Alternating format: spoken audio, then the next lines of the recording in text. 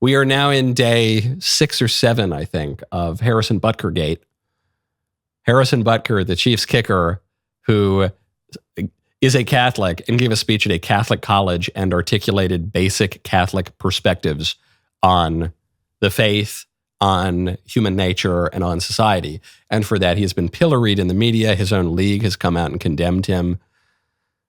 They've called him a misogynist because he said that actually raising a family is generally more fulfilling than working at the widget factory, for Mr. McGillicuddy in Manhattan. So for this, he's been pilloried. What do the women have to say? Now, the women bought up all of his jerseys. It was the women who bought them up. Maybe the men bought the jerseys too, but there's men's jerseys and women's jerseys, different sizes because men and women are different. The women's jerseys sold out. They sold out of the NFL store. Actually, I got a little interesting intelligence tidbit. Apparently, you can still buy the jerseys. Let's see. You can still buy the jerseys. Someone just texted this to me at, where is it? I guess at the KC Chiefs Pro Shop. You've got, or you can pre-order them. I don't know. They're doing their best to fill this because so many people want the Butker jersey, especially women. Why? Because many women, perhaps most women, are not feminists. They're not. The feminists take up all the oxygen in the room because they never stop yammering, and they have a lot of institutional power because the political order is liberal.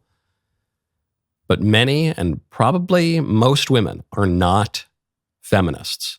And Harrison Butker looks like the guy from the Chad meme, and he's articulate and persuasive because his views happen to be correct and in line with the perennial teaching of the church, and also knowable from reason, his views on male-female relations. So that's why. And those women who are not feminists tend to be a lot stronger and a lot saner than the liberal women. I don't want to paint with too broad a brush, but you find your average mom of 5, your trad mom, living somewhere in the middle of the country, who raises her family, keeps her house in order, manages the social life, maybe even does some kind of income generating work. A lot of mothers do that too. She is going to have her life much more in order than the liberal woman living in the middle of Manhattan who's on 500 milligrams of every SSRI drug for depression. She's going to be seeing her useless therapist who she's been seeing for 15 years, who never seems to cure anything, who just goes out and hooks up with a bunch of dudes, and it never goes anywhere. And this drives her crazy, but she can't admit that it's driving her crazy. And she's working a job for some boss who doesn't care about her at all and will happily throw her out and would probably happily back over her with a truck if it would make him another 5 cents to his bottom line. And those women, they get really, really angry, and they express that anger all the time. They do, well, we covered this story on Friday. They go to rage retreats where they scream and yell and cry. They pay some fake guru witch doctor thousands of dollars to go yell and scream in the woods. But that's just the latest version of what they've been doing for a very long time. That's what the Women's March is about. Not a lot of normal women at the Women's March. Okay, the normal women are home with their families. And not every woman needs to get married. Some other women might be in their religious life, or they might have consecrated celibacy and just be kind of normal, okay? And the normal women, they're out there just living their lives. They're not whining. They're not screaming. They're not watching CNN. They are buying Harrison Butker jerseys. Right now, go to hallow.com/Knowles. It would be easy to just toss all of your discipline aside for the summer. But a life of greatness does not happen by taking the easy route. The Hallow app offers an incredible range of guided meditations and prayers that are designed to help you deepen your spirituality and strengthen your connection to God. With Hallow, you can embark on a journey of exploration, diving into different themes and types of prayer and meditation. From gratitude to forgiveness, each session offers a unique experience, sparking your curiosity and deepening your spiritual understanding. Choose different lengths of meditation to fit your schedule, whether you have a few minutes or an hour. With its user-friendly interface and hundreds of guided meditations, the Hallow app has quickly become a go-to resource for people seeking spiritual growth and healing. You can download the app for free at hallow.com/Knowles, Knowles. It allows you to set prayer reminders and track your progress. Hallow will transform the way that you connect with your faith on a deeper level. Don't lose your prayer habits in this summer.